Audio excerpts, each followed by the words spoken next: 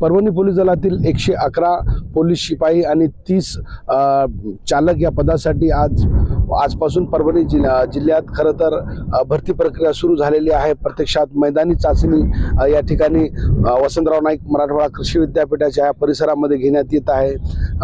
तब्बल 11,000पेक्षा अधिक विद्यार्थी या एकूणच परीक्षेमध्ये भाग घेत आहेत। जिल्हा पोलीस अधीक्षक स्वतः या एकूणच भरती प्रक्रियेकडे लक्ष देऊन आहेत। आज प्रत्यक्षात मैदानी चाचण्या होणार आहे आणि दुसऱ्या टप्प्यामध्ये लेखी परीक्षा या ठिकाणी होणार आहे।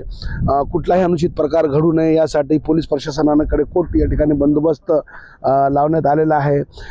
उन्हाची तीव्रता विद्यार्थ्यांना बसू नये यासाठी विद्यार्थ्यांना ठिकठिकाणी सावलीमध्ये बसून त्यांना या भरती प्रक्रियेमध्ये वेळोवेळी भाग घेण्यात लावण्यात येणार आहे।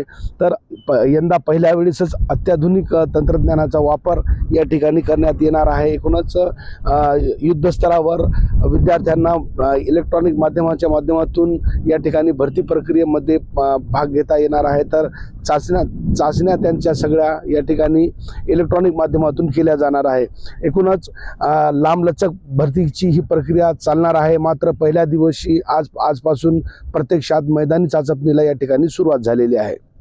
कॅमेरा पर्सन सय्यद खिजरसह नजीर खान, TV9 मराठी, परभणी।